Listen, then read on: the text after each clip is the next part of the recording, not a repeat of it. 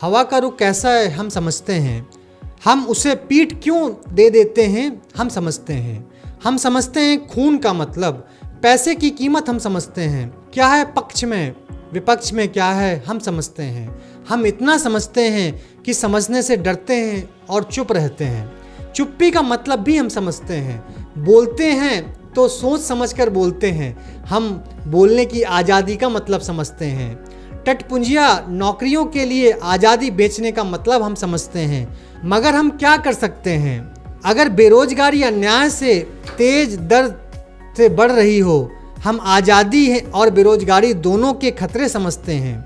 हम खतरों से बाल बाल बच जाते हैं। हम समझते हैं हम क्यों बच जाते हैं, यह भी हम समझते हैं। हम ईश्वर से दुखी रहते हैं, अगर वह सिर्फ कल्पना नहीं। हम सरकार से दुखी रहते हैं कि समझती क्यों नहीं। हम जनता से दुखी रहते हैं क्योंकि भेड़िया धसान होती है। हम सारी दुनिया के दुख से दुखी रहते हैं, हम समझते हैं। मगर हम कितना दुखी रहते हैं यह भी हम समझते हैं। यहाँ विरोध ही वाजिब कदम है हम समझते हैं। हर कदम कदम पर समझौता करते हैं हम समझते हैं। हम समझौते के लिए तर्क करते हैं। हम तर्क को गोल मटोल भाषा में पेश करते हैं हम समझते हैं। हम इस गोल मटोल भाषा का तर्क भी समझते हैं।